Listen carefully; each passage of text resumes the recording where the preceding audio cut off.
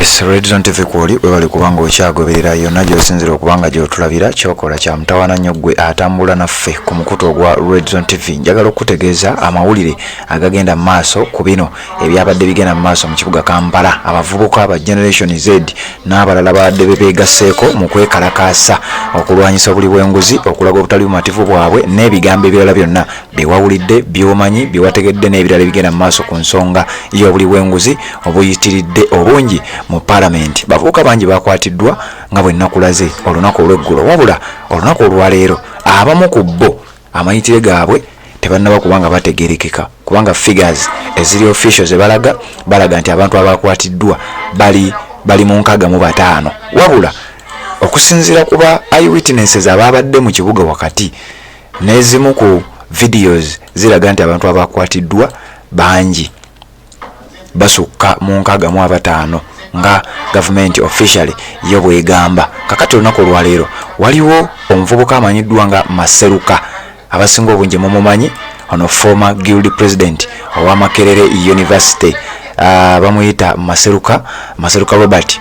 Yakwatiddwa bubi nnyo era mwalabye akatambi abasinga obungi ababadde ku mukutu ogwa Uganda One eri gye twabadde tukuweera live coverage, kubanga omukutu ogwo gwe twataddewo Uganda One gwe mukutu ogujja okuwanga live era atana subscribinga ko nja kusaba ogukyalireko baguyita Uganda One, ngutadde na wano mu description ya video eno mu bigambo bya bbulu ojja kuba ogukyalirako. Kati ababadde ku live eyo mwalabye Maseruka Robert nga bamukwata mu nkwata embi. Kati njagala okutegeeza nti mubali be balese mu kkooti olunaku lwajjo ekiro teyabaddeko, wabula kati ate essaawa zino aleeteddwa mu kkooti. Maseruka Robert bamulese mu kkooti olunaku olwaleero eya Buganda Road Court, era nga wano bamukyajinze olw'okwekalakaasa. Aleeteddwa mu kkooti bamutaddeko omusango gwe bayise common nuisance, era bamulimandinze mu kkomera okutuusa ng'ennaku z'omwezi 29 omwezi ogw'omusanvu leero 24 kati nga 29 lwakomezebwawo mu kkooti eno yennyini eya Buganda Road okuddamu okuwulirizibwa either yeeyimirirwe oba bamusalire ekibonerezo ky'okwekalakaasa kwe weekalakaasizza. Tugenda kusiba amayisa oba tugenda kusiba emyaka bwe giti nga bo bwe banaaba balabye. Oli ku mukutu gwa Redzone TV. Bino nno tebinnaggwa bisawundinga ng'ebyawedde n'ebirabika bikyagenda mu maaso. Abamu ku bakulembeze nga babaka mu Parliament ate era nga bakulembeze b'ababaka mu Parliament nabo bavuddeyo ne basuubiza nti ffe tugenda naffe kwegatta ku bavubuka bano essaawa yonna. Alowooza nti byawedde ebintu bikyawanvuwa. Bano basuubiza nti essaawa yonna tugenda kubeera nga twegatta ku bavubuka.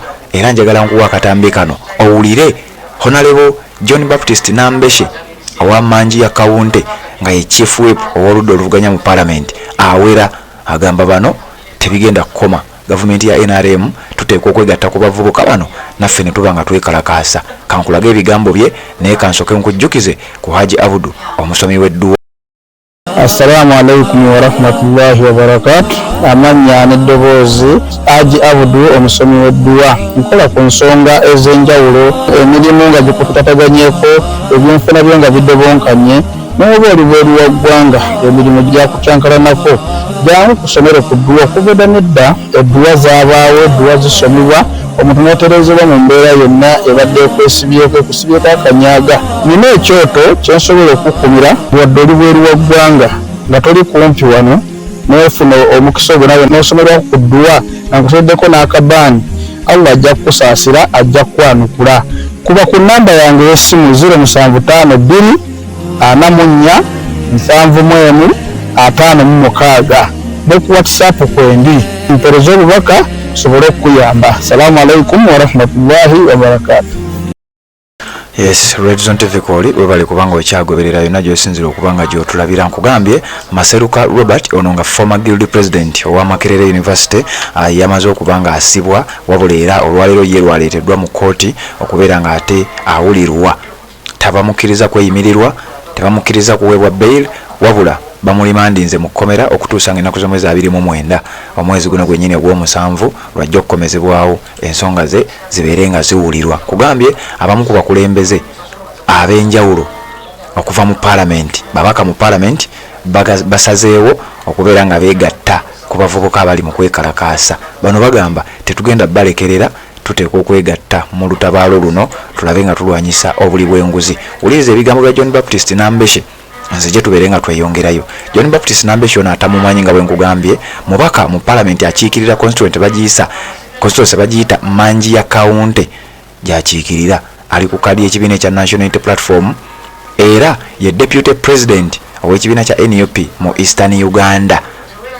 Deputy president owa NUP mu Eastern Uganda. Ate era mu ngeri y'emu John Baptist Nambeshe ye chief whip, nga olaba chief whip wa NRM mu parliament amanyiddwa nga Oboa, Hamson Oboa. Kati ono ye chief whip ow'oludda oluvuganya era nga ava mu kibiina kya NUP naye awera. Tugenda kwegatta kuba n'owuliriza, nze gye tubeere nga tweyongera.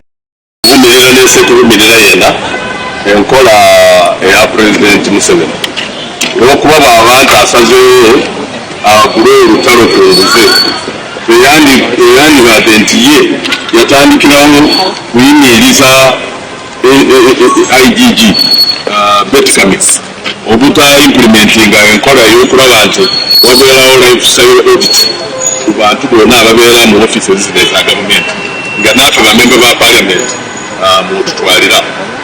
Kale wano fenga ba opposition wetusazeewo twetabe ku bano abafubuka aba generations neba millennials abasazeewo okubeera nti balwanira sente y'omulwi omusolo nga beeyiwa mu luddo muno.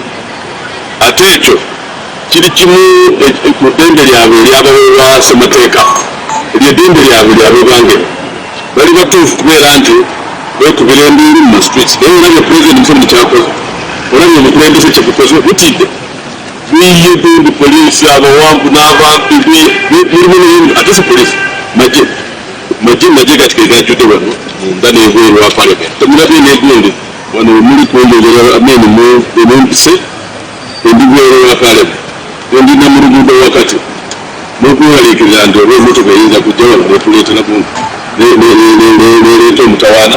Ebyo byonna biraga nti obukulembeze obuli mu buyinza bwa NRM tebumaliridde, tibeetegefu kulwanyisa enguzi. Era mu kuwulira nti President Museveni asazeewo kulwanyisa enguzi nti abafubuka bagenda buli lwa Sande ekololo byonna bya bulimba, olw'okuba kimanyi bulungi tebasobola okololo balwanyise batya egundi enguzi. Yandikoze gundi Ruto kyeyakoze, yandibaleze eri mu gundi enakasete, yandibayise gundi Entebbe bagende mu bungi. Naye atya nti babayikaawo n'okumuyitako bayinza nakumujjako emyaka kugenda kulubula emyaka 40